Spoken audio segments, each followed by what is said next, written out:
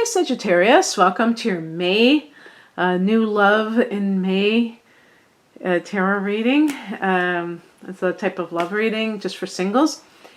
I'm Raina, and what I want to tell you is that I've just decided after having more than one of these in a row where it's like I'm getting these cards and they seem more for people who are connected in relationship, to just do one reading. I've been, the last 2 months or so, I've been separating the singles from the regular love readings. And I just don't think it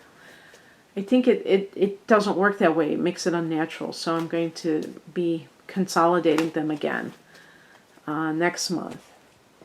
And, you know, the purpose of these readings is not to predict anything, because sometimes I do get people who say, oh, you're saying this or you're saying that. And if you have a relationship that has a problem, you need to focus on that. You know, watching a tarot reading is not the answer to your relationship problems. Or if you're looking for a relationship and you seem like, you know, I like to talk about uncovering patterns within ourselves, not about, you know, fortune telling or looking at what other people are doing or not doing. You know, I just don't think that that is the way to go. Boy, did you get a great centerpiece card, the Sun.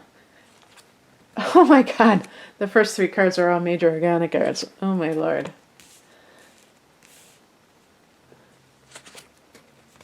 Wow, some good energy, good vibes. Wow. So let's see, let's review here. I've got 4 major arcana, 6 cards altogether. Whoa. And in May, there is no, that's in June, actually. Scratch that. I was going to say Sagittarius is having a full moon, but that's actually in June, so forget I said that. Oh, wow.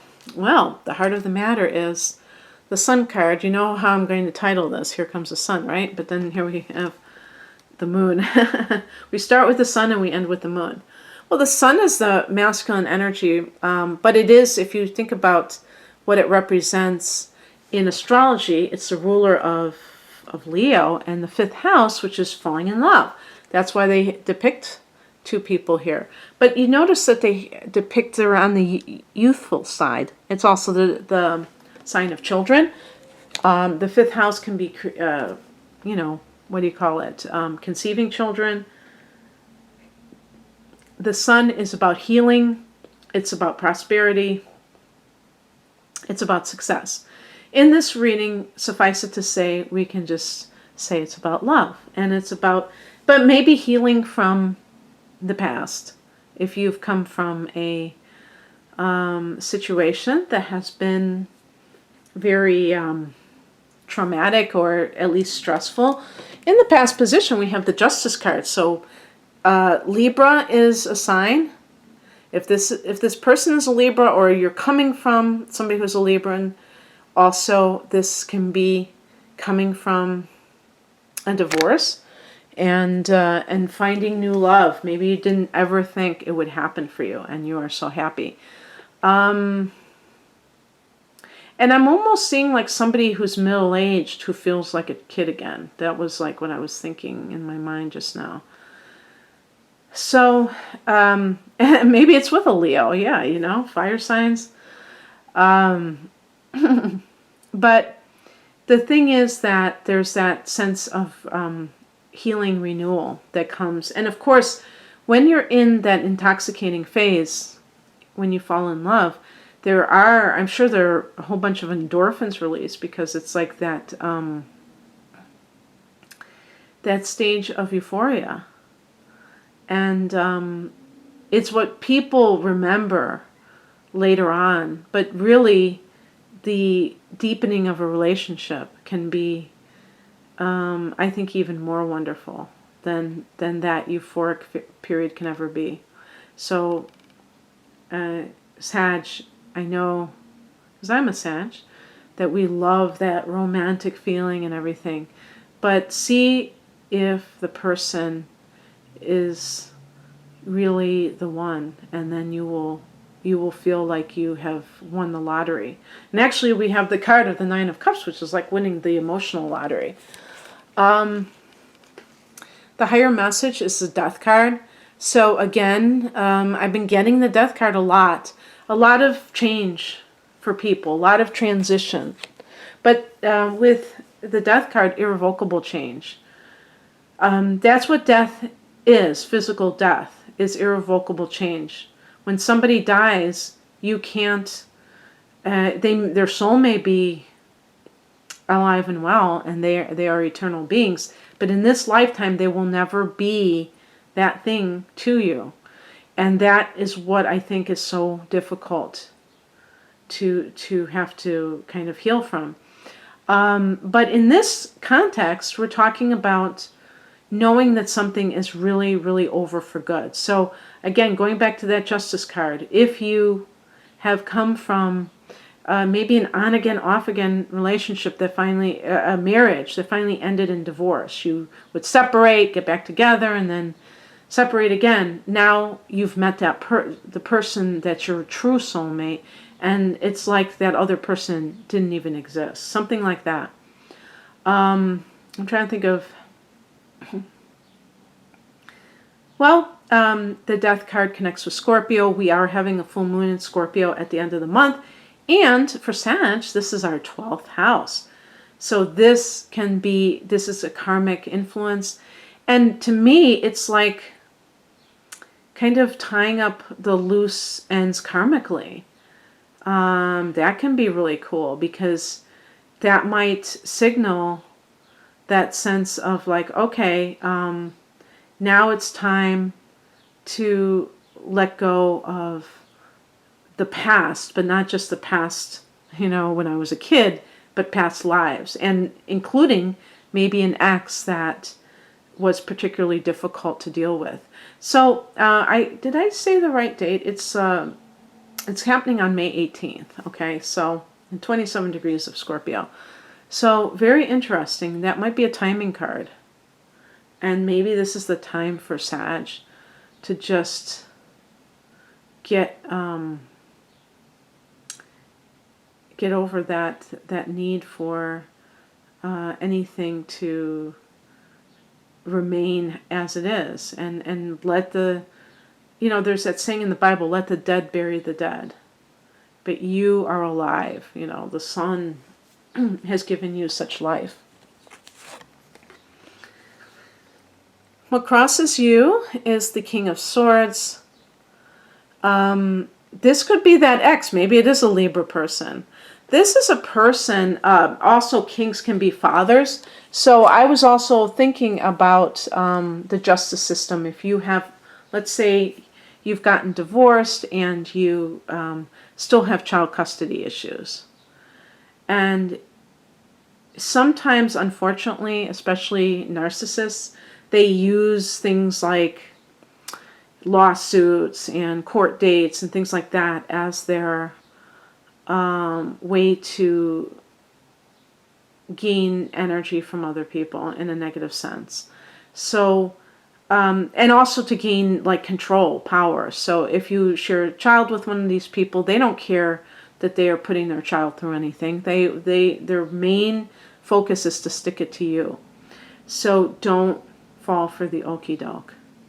If there's anyone who you have gotten away from, and really, you know what, with the Sun card, I'm thinking of you healing and finally turning a corner, and then this person calls you up on the phone and they're trying to suck you back in. Do not fall for it, because especially if they do happen to be a Libra, they can be very, very cunning, very intelligent in knowing what buttons to push. I mean, in a positive sense of like getting you to believe that they have changed, they're going to do things differently, and also the fact that they know like what your weaknesses are. They know like what you want more than anything in the world, and that's what they try to prey upon. So don't fall for the okie doke. Don't let them get away with it by going along with it, because you will see that this is true based on timing, based on when you hear from them. And it's usually when you have finally turned that corner. And maybe you've even met somebody and they know it. Your kids mentioned this person, and then they were like, who is it? And all this stuff. And that's what they do. Because they don't have that sense of real personal power. And they really, and that's what I want to say too with the King of Swords in this challenge position is these kinds of people, they really do not have empathy. And so when somebody lacks empathy, they're very dangerous because they can hurt somebody without caring about it.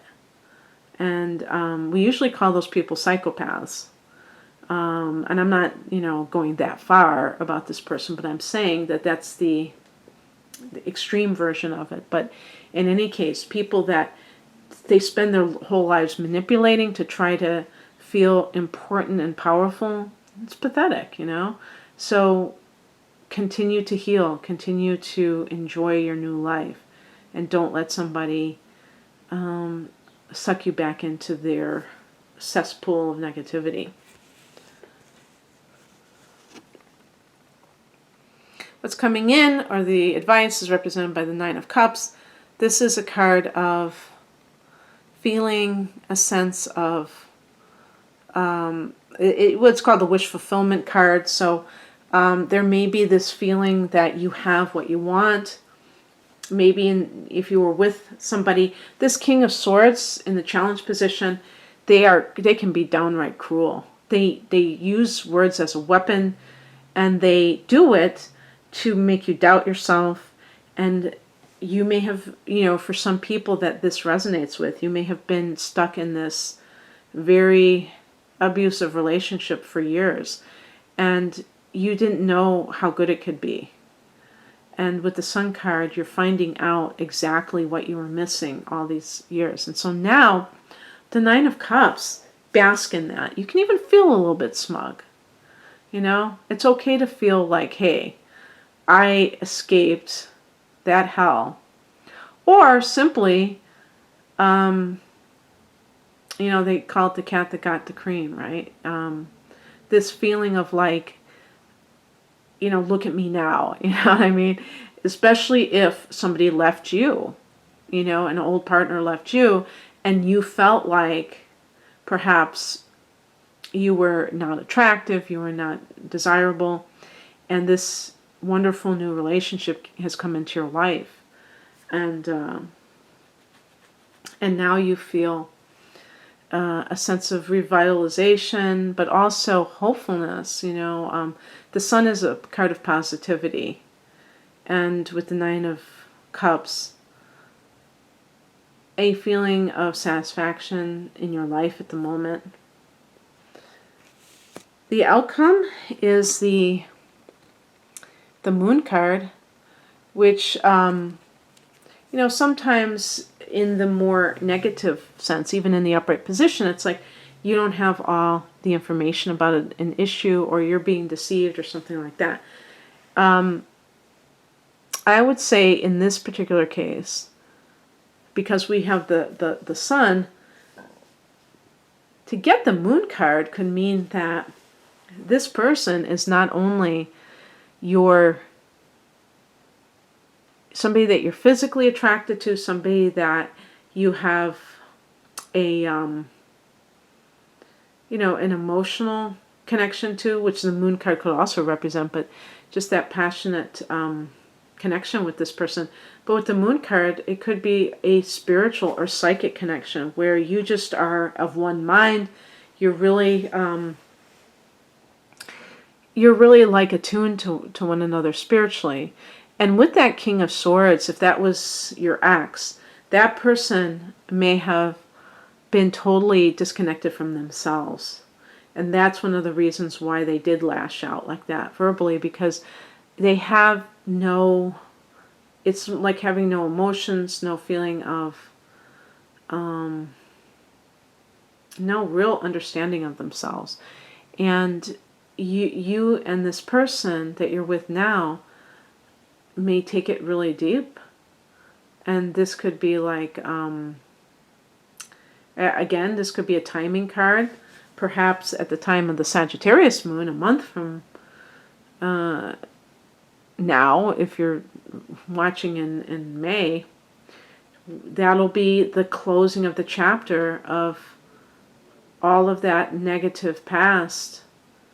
Well, that might be in actually, forget about that. I mean, that's coming up too, and that may be more of the things that you're releasing about yourself. But in May, that full moon in Scorpio could really be kind of like closing a chapter on that dysfunctional relationship, and then you're able to truly move forward with this new person.